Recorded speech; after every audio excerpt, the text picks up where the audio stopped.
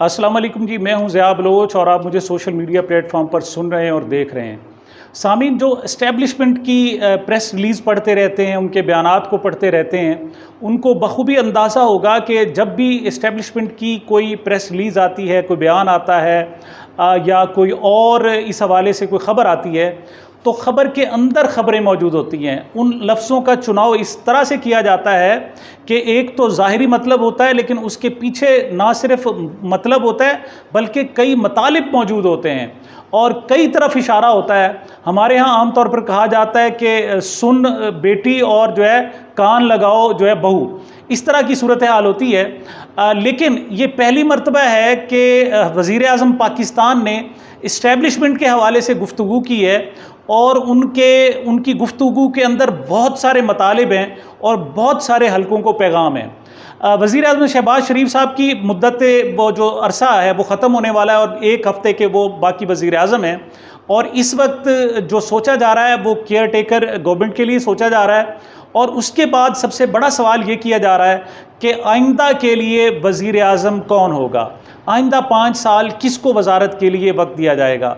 अगर अवामी लिहाज से देखा जाए तो सबसे ज़्यादा मकबूलियत इमरान ख़ान को है, लेकिन इमरान ख़ान के बकौल उनके नाम पर कांटा लगाया जा चुका है और उनके आइंदा के वज़ीर आज़म बनने के इम्कानात बहुत कम हैं। कोई अनहोनी हो सकती है, वरना वो तमाम असबाब और वो तमाम रास्ते जिनके ज़रिए इमरान ख़ान वज़ीर आज़म बन सकते थे वो मसदूद कर दिए चुके और बंद किए जा चुके हैं। अब नए वज़ीर आज़म के लिए 2-3 नाम हैं। सबसे पहले दावा किया था कि पीपल्स पार्टी ने और मोहतरम आसिफ जरदारी साहब ने, उनका कहना यह था कि मेरी ख्वाहिश है कि मैं अपनी ज़िंदगी में ही अपने बेटे बिलावल भुट्टो जरदारी को वज़ीर आज़म बना जाऊँ। और उसके बाद एक कवाली के अंदाज में बैक ज़बान सारी ही ऊपर से लेकर नीचे क़यादत सब कहने लगे कि जनाब बिलावल भुट्टो वज़ीर आज़म होंगे। इस हवाले से उन्होंने अपनी प्रोफाइल पक्की करने के लिए सबसे ज़्यादा दौरे अमेरिका के किए और अपनी इंटरनेशनल इस्टेब्लिशमेंट को भी इसके लिए राज़ी किया। पीपल्स पार्टी ने, जिसे कहते हैं कि दिल पर हाथ रखकर नहीं बल्कि दिल पर पत्थर रखकर इस्टेब्लिशमेंट की बहुत सारी बातें मानी और ऐसे ऐसे बिल भी मंजूर करवाए, ऐसी ऐसी कानून साजी भी कराई जो शायद पीपल्स पार्टी के लिए सारी ज़िंदगी का ताना हो। दूसरी तरफ शुरू में मियाँ नवाज़ शरीफ साहब का ख्याल ये था कि वो अपनी साहिबजादी मोहतरमा मरियम नवाज़ साहिबा को आइंदा के लिए वज़ीर आज़म बनवाएंगे, लेकिन मोहतरमा मरियम नवाज़ साहिबा की सूरत हाल ये है कि वो आज तक कौंसलर भी मुंतखब नहीं हुई और ऐसा नहीं हो सकता कि उनको बराह रास्त वज़ीर आज़म बना दिया जाए। ऐसी सूरत में साबिक वज़ीर आज़म मियाँ नवाज़ शरीफ साहब ख़ुद मैदान में आ गए और उन्होंने कहा जी कि एक मरतबा फिर मैं वज़ीर आज़म बनूँगा। लेकिन जो इस सारी सूरत हाल पर नज़र रखते हैं वो आज भी कह रहे हैं कि इनमें एक छुपा हुआ कैंडिडेट मौजूद है और वो मियाँ शहबाज शरीफ साहब हैं जो इस वक्त भी वज़ीर आज़म हैं। अगरचे मियाँ शहबाज शरीफ साहब को बारहा ये कहना पड़ता है कि अगर मुस्लिम लीग नून इक़्तिदार में आई और उन्हें सीटें मतलूबा मिल गईं तो उनकी तरफ से जो वज़ारत उज़्मा के उम्मीदवार होंगे वो मियाँ नवाज़ शरीफ साहब होंगे। इस सारे पस मंज़र में आज मियाँ शहबाज शरीफ साहब ने कुछ गुफ्तगू की है। इस्लामाबाद के 12 कोह का एक मंसूबा था और उस मंसूबे से खिताब करते हुए मियाँ शहबाज शरीफ साहब ने गैर रिवायती बातें की। पहली बात तो उन्होंने ये की कि मुझे कहा जाता है, शहबाज शरीफ साहब का कहना ये था कि मुझे इस्टेब्लिशमेंट का आदमी कहा जाता है। वैसे ये जुमला कोई सियासतदान नहीं कहना चाहेगा कि लोग उनको किस किस्म का आदमी कहते हैं। कोई अमरीकी कहते हैं, अमेरिकन एजेंट कहते हैं, कोई रूस का एजेंट कहते हैं, कोई दूसरे लोग कहते हैं, लेकिन कोई शख्स ये नहीं कहता कि मेरे बारे में ये कहा जाता है। लेकिन आज शहबाज शरीफ साहब ने खुद कहा कि उनको कहा जाता है कि शहबाज शरीफ इस्टेब्लिशमेंट का बंदा है, लेकिन शहबाज शरीफ साहब का कहना है कि मुझे इससे फ़र्क नहीं पड़ता।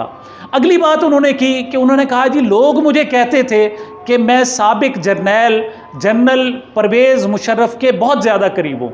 ये पहली मरतबा इंकशाफ हुआ है कि जनाब शहबाज शरीफ साहब परवेज़ मुशर्रफ के इंतहाई करीब थे, क्योंकि अब तक जो मुस्लिम लीग नून का बयानिया रहा है वो यही रहा है कि मुस्लिम लीग नून का जो सबसे ज़्यादा कोई मुखालिफ था वो परवेज़ मुशर्रफ था।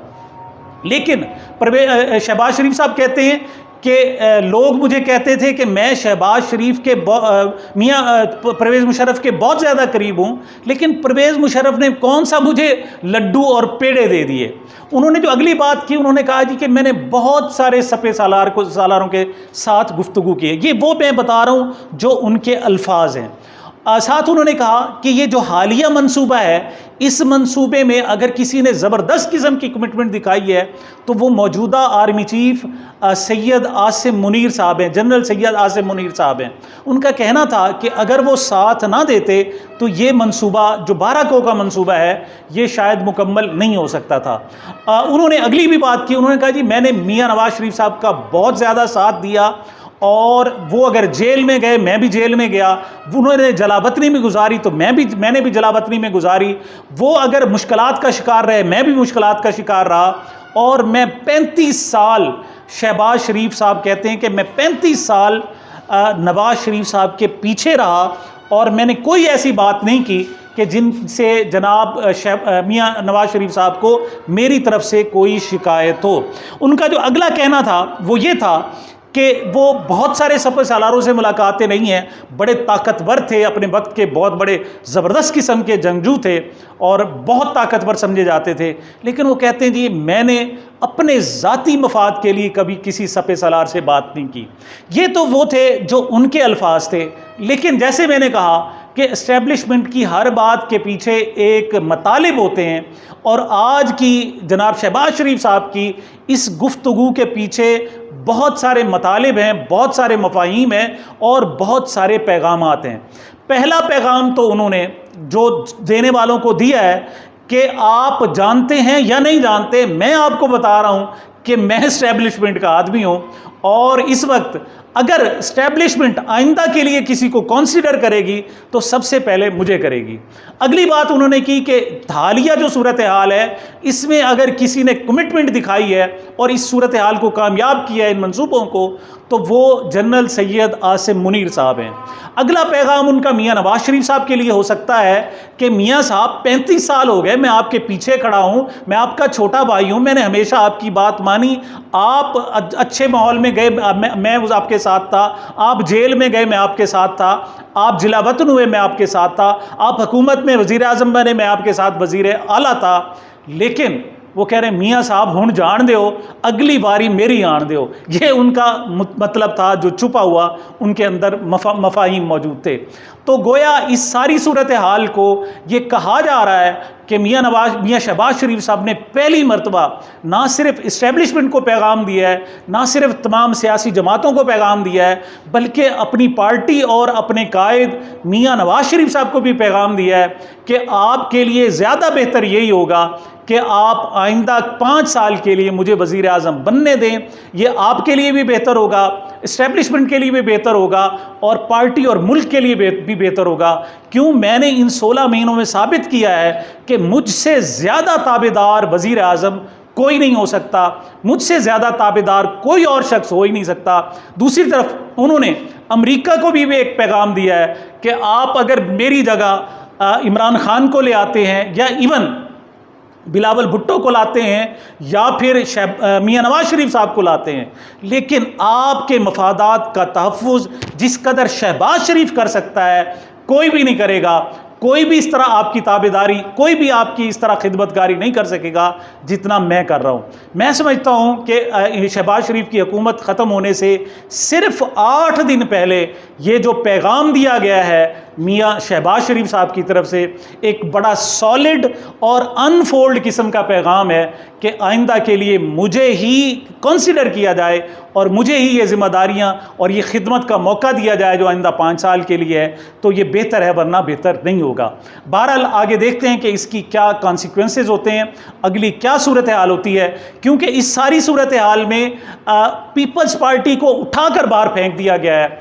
क्यों? पहले साउथ पंजाब में उनको सीटें दी जाने लगी थी, लेकिन इस्तेहकाम पाकिस्तान पार्टी बनाकर पीपल्स पार्टी का साउथ पंजाब से टंटा निकाल दिया गया। इसी तरीके से कहा जा रहा था कि बलूचिस्तान से उनको हिस्सा बकदरे जुस्सा मिलेगा और बहुत सारे लोग पीपल्स पार्टी में शमूलियत के लिए तैयार थे। लेकिन नया जो सिग्नल मिला है, उनको बाप पार्टी को कहा गया है, बलूचिस्तान अवामी पार्टी को, कि आपका मुस्तकबिल नून लीग के साथ जुड़ा हुआ है। और यही वजह है कि 10 अरकान ने रात 12 बजे के बाद आकर मियाँ शहबाज शरीफ से बात की है। ये सारी सूरत हाल, सारे कराइन बता रहे हैं कि इस वक्त ना सिर्फ आशीर्वाद शहबाज शरीफ को हासिल है, बल्कि वो खुद भी उन्होंने अपनी आजिज़ाना और मुखलिसाना और मासूमाना किस्म की खिदमात पेश कर दी हैं कि मैं हाज़िर हूँ। सामीन, ये मेरी अब तक की गुजारिशात थी। मुझे, मेरे चैनल को अपनी मोहब्बतों और दुआओं में याद रखिएगा। मिलते हैं छोटे से वक्फे के बाद।